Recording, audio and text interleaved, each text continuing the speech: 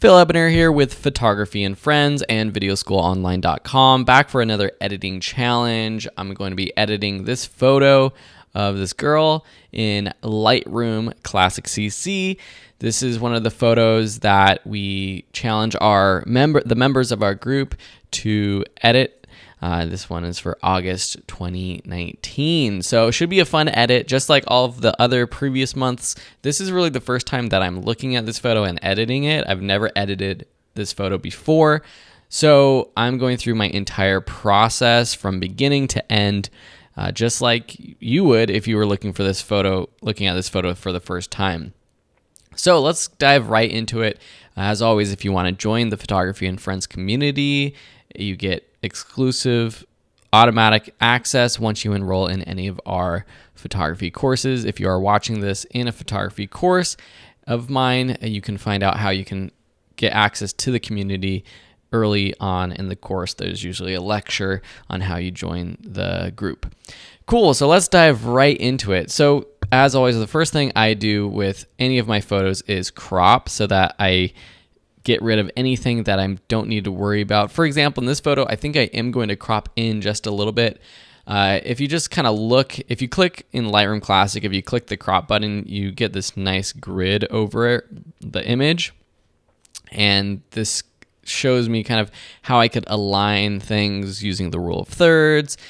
And right now, this portrait is she's right in the middle. And by the way, this photo is by Jason Love, and he posted this to wesaturate.com, a great place to find free images to edit.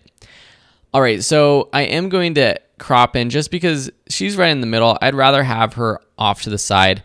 I like having her whole top of the head to the bottom of the elbows in the photo though, because I could do something like crop like this to get her more on the thirds line, or this intersection of the thirds, which is the rule of thirds right there.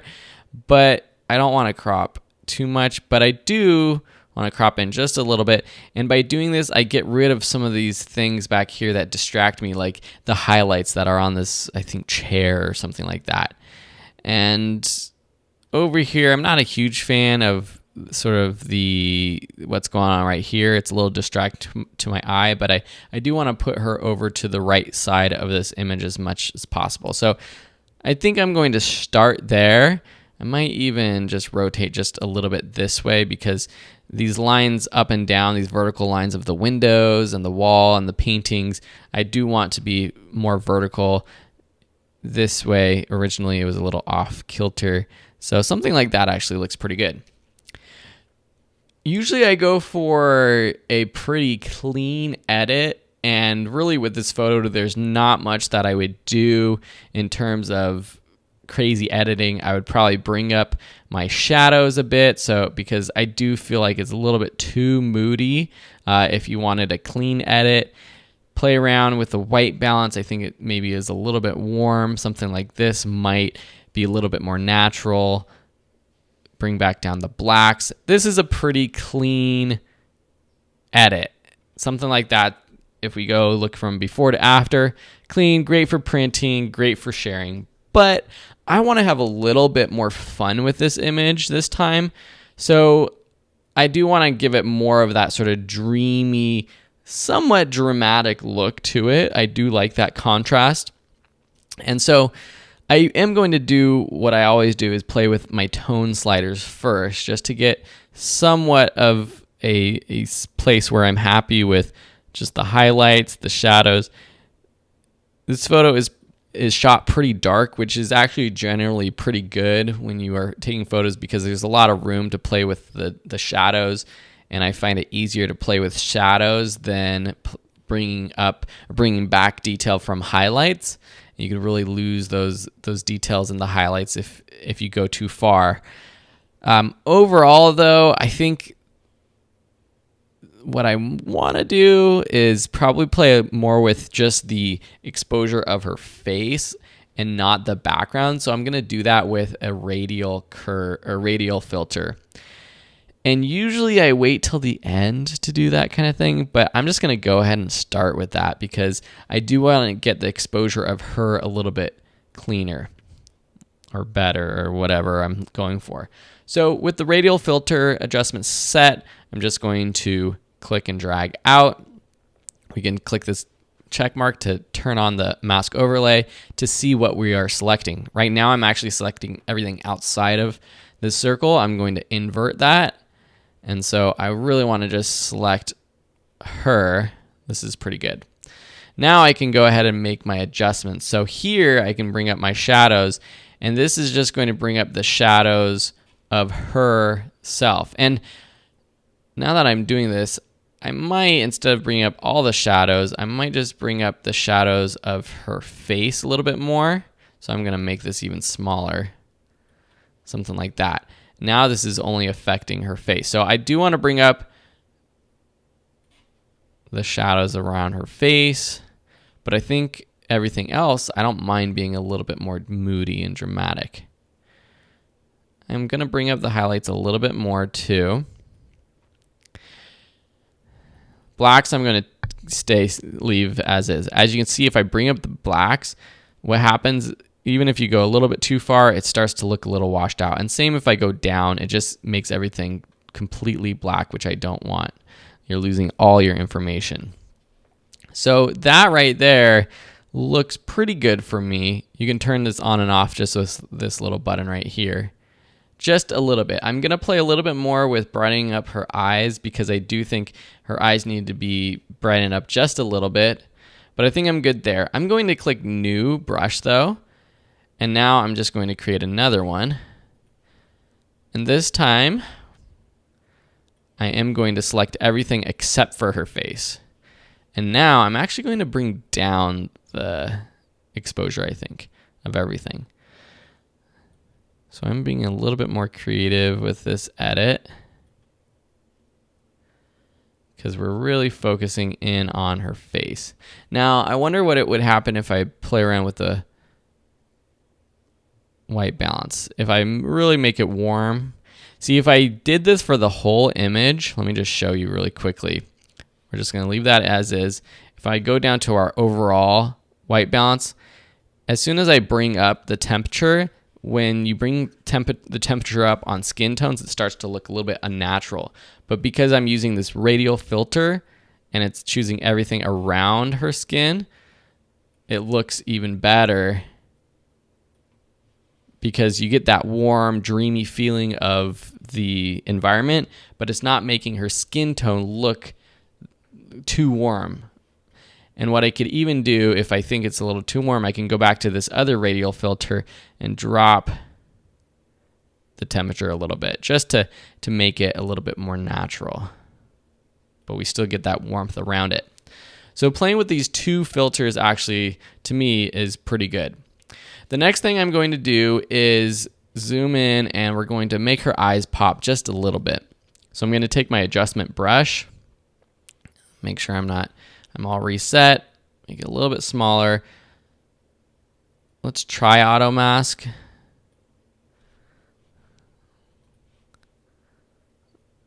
The auto mask might be able to do a decent job with this photo.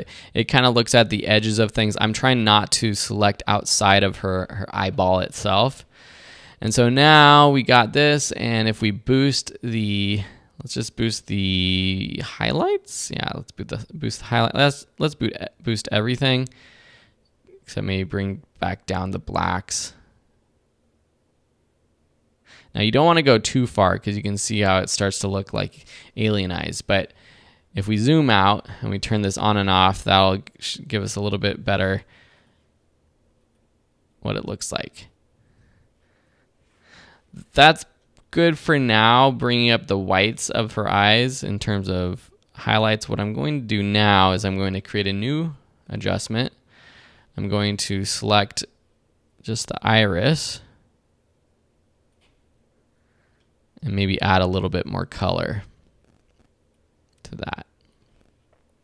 So with brown eyes, what you can do is just boost the overall saturation or even make it a little bit warmer. That adds that brown to her eyes. If it was blue, if she had blue eyes, I would drop the temperature even more. When I do that with her eyes right now, from a quick glance, you can actually kind of make her eyes turn blue. I could even go into the color down here and try to fine tune it to get a more natural blue, but I'm not going to try to make her eyes a different color. All I want to do is add a little bit more warmth. And then I'm just going to bring up the saturation just a little bit. You can see if I drop it, her eyes become more black and white. So just bring it up. So again, zoom out. If you want to turn this on or off, you can see what that's doing, especially zooming out. I can see it's maybe a little bit too much. I might even boost the clarity just a bit. That can sometimes make eyes pop a little bit more. Cool. So I think I'm done with that. And now I think what I'm going to try to do to make this even a little bit more magical is to somehow create sort of like a ray of sunlight that's coming in from the window and hitting her and make that a little bit more pronounced. And so there's a couple different ways I can do that. I could do it with the adjustment brush. I could do it with a couple of graduated filters. I could do it with a more or less skinny radial filter, which might actually be the best option because I could create one that looks like this. And I could always, with all of these brushes, you can always, or with all these adjustment filters, you can always use a brush to create sort of that, add more of an effect. So if I want this to be a little bit more triangular, I could take my brush, for example, with any of these filters on, click brush. Now I can adjust my size. Now I am going to invert this because I want what's inside of my mask. So go back to edit, invert, go back to my mask or my brush. Just doing this with a brush in the first place might have been the best thing to do. But there we have our selection. Now let's see, how do we get that ray of sunlight? Bringing up the highlights, bringing up the shadows a bit more even. Now I don't want to bring up the blacks because as we saw before, that starts to wash out things. But bringing up those shadows is pretty good. I might even do another brush over here because I don't want to affect her face too much. So I'm going to click new. I'm actually going to go to my adjustment brush and just go right here.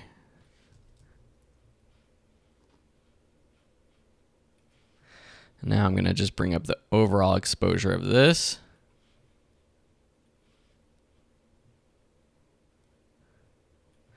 And sometimes it's okay if parts of your image are overexposed or underexposed. I think that's something some people get caught up on is, well, there should be absolutely no spots that are a little bright.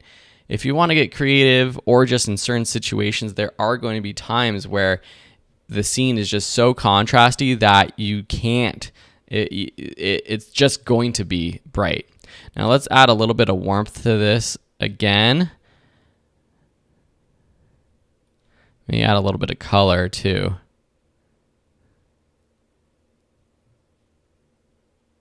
I don't like the color. As you can see, I'm playing around with this edit, and that's what I do. So let's look at the before and after. So before, after, let's click done so we don't have those spots. Before, after, before, after. I definitely like the sort of more dramatic feel of the after. I'm going to make it a little bit more dramatic by creating sort of a vignette on this side of the image. So I'm going to take my linear filter, or the graduated adjustment filter, put it about right here, and then let's make it darker.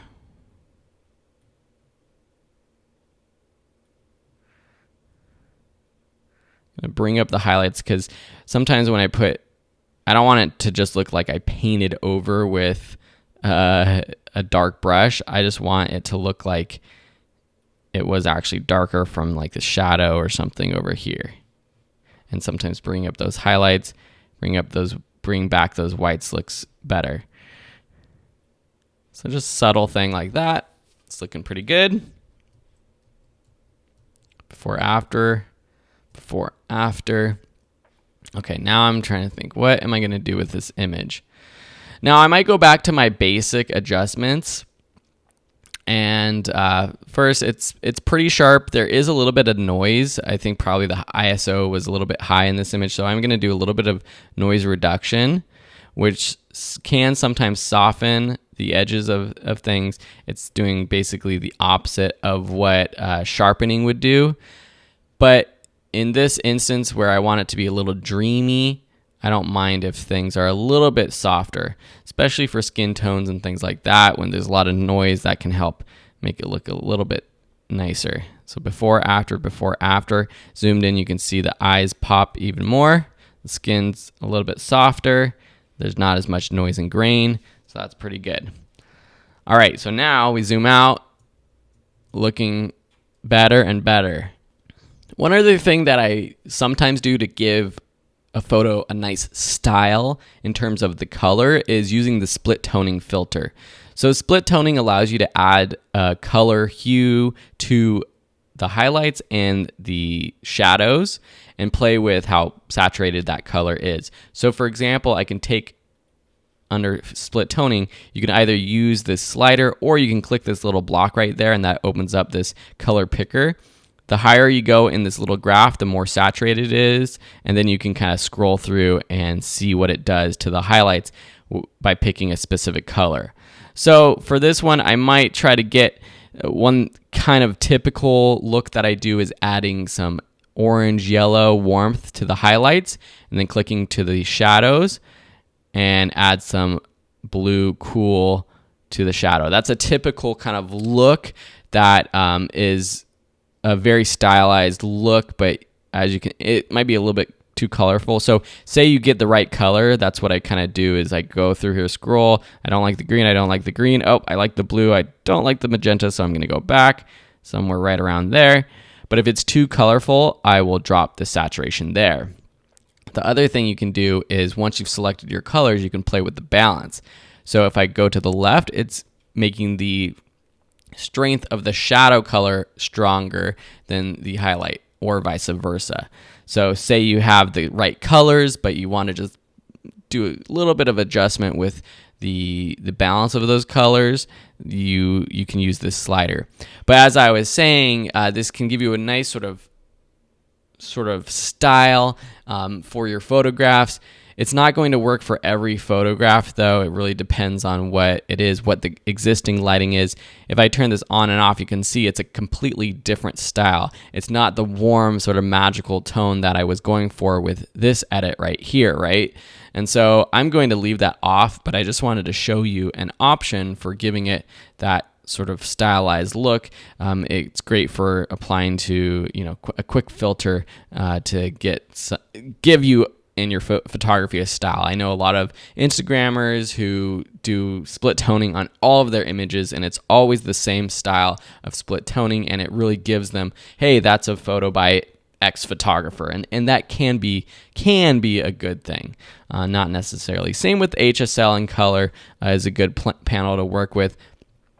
I'm not going to really work with this this panel in this photo, but that I've done other tutorials using that panel before, so you can check that out.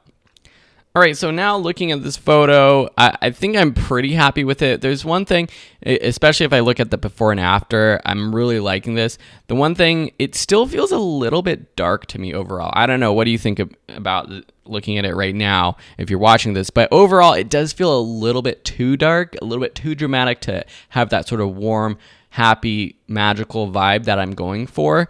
So I think I'm going to go back to this radial filter, which is of her face. And if you hover over these dots, it shows you a quick preview of what is selected. And then just bring up the overall exposure, not saturation, but exposure, just a little bit. And maybe even bring up the shadows just a little bit more. I think when I was doing this originally, I didn't want to do that, but I think that makes it look even better. I want her face to be a little bit more better exposed. Now that I'm here, I'm gonna do another adjustment brush for her hair. Hey, you're following along with me. I hope this is good for you guys. I'm doing it as I would, just playing around, and you're here for the show. So hopefully you're enjoying this. I'm going to turn off auto mask because I want to mask her hair. And sometimes if you do auto mask, if there's multiple exposures and things, it's going to try to just select parts of her hair. I'm really just trying to select all of it. So something like that, playing around with the size. It doesn't have to be perfect right now because I can always erase some of my selection later on. Now, there's a couple things that we can do with her hair to just make it pop a little bit more. One is actually bring up the clarity. See how bringing up the clarity, it makes the detail of her hair pop a little bit more. It sharpens it up a little bit, the edges, especially with her hair. You've got the multicolor in there. You got the dark, the light, and so that can help a little bit. We can also play with the saturation, or the exposure, rather the temperature. The temperature, and you make it a little bit warmer. If someone already has blonde, brown hair, this is going to make it even more brown. If someone has darker hair, making it cooler is going to make it a little bit darker. I'm not really going to do that. I think I am going to bring up the highlights though.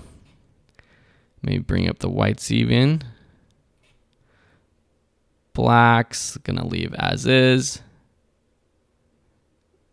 Shadows bring up just a little bit. Let me just turn this on and off, see what I'm doing. That's with all of these adjustments right there.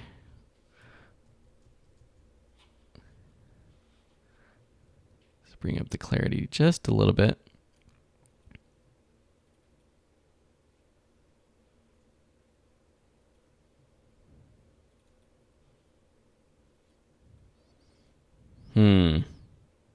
Now that I'm playing around with this slider, one thing that I didn't think I was going to do was actually drop the clarity.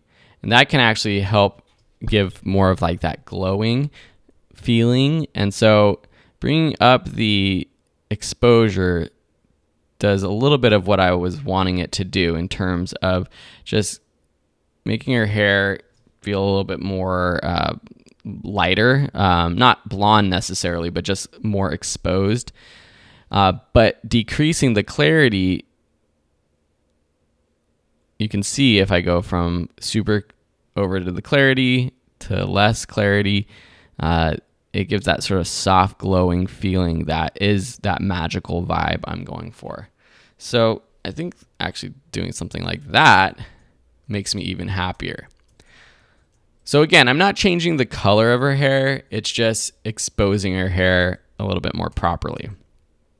Now I'm happy with this photo, and the last thing I do is I go down to my tone curve just to play around with any last minute sort of exposure or contrast adjustments. So say I go down here and I'm just gonna bring up the complete tone curve right here.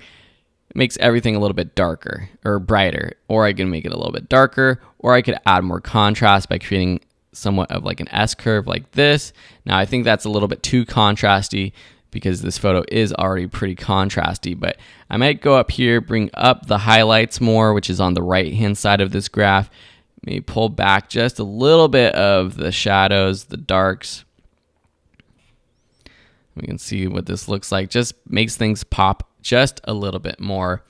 And I think I am happy with this photo so far. Now, with all these photos, with all my edits, I can continue to go on and on, editing them, playing around with them. But for now, I'm happy with how this photo has turned out. And this is a nice photo that, hey, if this was my kid, this is the kind of edit that I would do to this photo to print out or to share with my family. And yeah, so hopefully you enjoyed this kind of style of edit.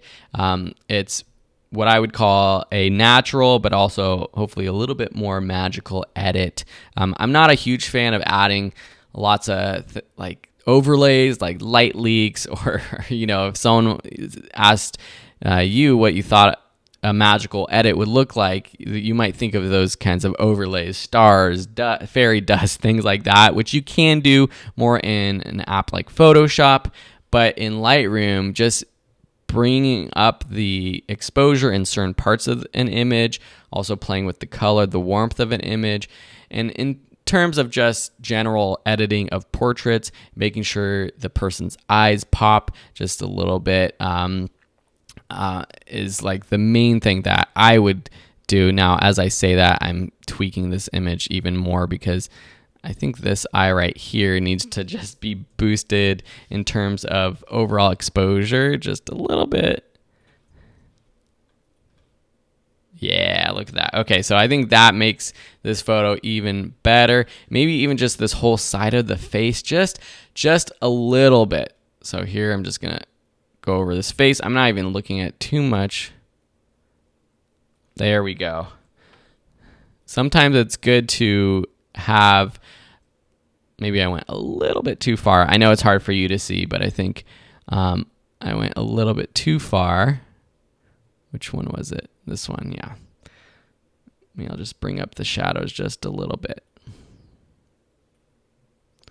Bring back down the blacks just to keep that contrast just a little bit. There we go. Okay, there's a couple more things that I want to just play around with now that I'm thinking about it before I end this tutorial. One is thinking about how dropping the clarity around her hair made that a little bit more magical. I'm just going to decrease the clarity overall. Now, if I do that too much, it just becomes a little bit sort of hazy, and I don't like that. But just a little bit can make this feel a little bit magical, softer, glowing. The other thing, just looking at this before and after, I like it, but I want to go a little bit more dramatic with this ray of sunshine coming in through the window. So I'm just going to go full board crazy with it. So I'm just going to create with a new adjustment brush and actually just boosting the exposure already. I'm just going to go in here and just create this sort of ray of sunlight going through the window like so. Now I'm just going to boost the exposure like crazy. Something like that. I'm just going to erase the bit on her face. I don't want her face to be overexposed. I might need to take another one, so I'm going to click new. I'm just going to go over here on the left-hand side right here. Boost that part. Boost the shadows.